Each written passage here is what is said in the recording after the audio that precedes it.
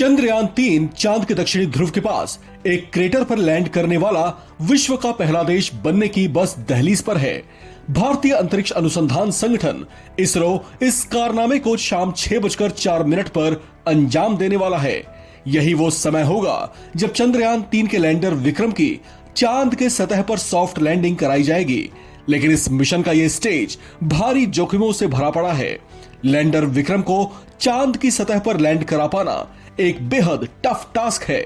चलिए आपको समझाते हैं चांद पर लैंडिंग करते हुए लैंडर विक्रम को कैसे हालात और किस तरह की कठिन चुनौतियों का सामना करना पड़ेगा। सॉफ्ट लैंडिंग की कोशिश में रफ्तार थोड़ी भी तेज रही तो क्या होगा। चांद की सतह पर लैंडर विक्रम की लैंडिंग बेहद सॉफ्ट होनी बहुत जरूरी है। अगर ये रफ्तार थोड़ी भी तेज रही तो कुछ भी हो सकता है।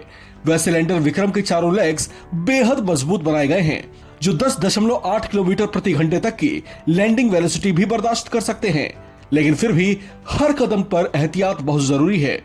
अब तक सब कुछ समय से और नियंत्रण में ही है और उत्साह से भरी इसरो की टीम इस पूरे मिशन को पूरा करने के जोश में भी है। चंद्रयान-3 को चांद की सतह पर कितना टेम्परेचर झेलना पड़ सकता है। इसरो के वैज्ञानिकों के मुताबिक दक्षिणी ध्रुव के पास जिस क्रेटर में इसकी लैंडिंग करवाई जाएगी वहां का टेम्परेचर अधिकतम 54 डिग्री सेल्सियस से ज्यादा और न्यूनतम -200 डिग्री सेल्सियस से भी कम हो सकता है। इस लिहाज से यह तापमान चंद्रयान की क्षमताओं की कठिन परीक्षा ले सकता है। लैंडिंग में चांद की धूल बन सकती है परेशानी की बड़ी वजह। जैसा कि आप सभी लोग जानते हैं कि चांद पर हवा नहीं चलती, ऐसे में वहां पर सब कुछ स्थिर अवस्था में ही है। चांद की सतह बेहद धूल भरी और पथरीली है। ऐसे में वहां पर सॉफ्ट लैंडिंग करते हुए लैंडर विक्रम से निकलने वाला थ्रस्ट चांद की सतह को डिस्टर्ब करेगा और उस दौरान बहुत ज्यादा धूल उड़ने की संभावना भी रहेगी। उसके इंजन फायर से चांद की सतह पर गर्म गैसों और धूल ऊपर की तरफ उड़ सकते हैं जिससे उसको निपटना पड़ेगा। यह चरण इसरो वैज्ञानिकों की दक्षता की कठिन परीक्षा भी लेगा। कितनी देर के भीतर लैंडिंग करने की रहेगी चुनौती।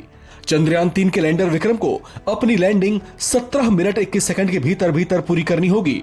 यानी इतने समय तक इसरो के वैज्ञानिक मिशन की सफलता के लिए अपना पूरा जोर लगाएंगे। शाम 6:45 पर थ्रस्टर्स स्पीड को नियंत्रण करने की कोशिश करनी शुरू कर देंगे। इसके बाद लैंडर विक्रम की रफ्तार बेहद कम हो जाएगी और चांद की सतह पर आहिस्ता आहिस्ता वो उतरना शुरू करेगा। इसमें एक फैक्टर चांद का अपना गुरुत्वाकर्षण बल भी रहेगा जो धरती के गुरुत्वाकर्षण बल के 1/6 होता है। लैंड करते हुए विक्रम लैंडर के चारों फोल्ड लेग्स खोले जाएंगे और वो सतह को छूते ही लैंडर को स्थिर करने का काम करेंगे। इसके बाद अगला काम होगा लैंडर के भीतर बैठे रोवर को बाहर निकालने का, जो बाहर निकलकर आंकड़े जुटाना शुरू कर देगा। चंद्रयान-3 मिशन की सफलता को लेकर इस समय पूरी दुनिया में ही चर्चा है। इस कोशिश में रूस का लूना 25 पहले ही विफल हो चुका है। ऐसे में भारत के इस मिशन की सफलता चांद के डार्क साइड से जुड़े बड़े रहस्यों पर से पर्दा उठा सकता है। यह मिशन सफल होते ही भारत दुनिया का ऐसा देश बन जाएगा जिसने चांद के साउथ पोल के निकट लैंड किया होगा और वहां पर अनुसंधान को अंजाम भी दिया होगा। इस खबर में फिलहाल इतना ही। बाकी अपडेट्स के लिए आप बने रहिए वन इंडिया हिंदी के साथ।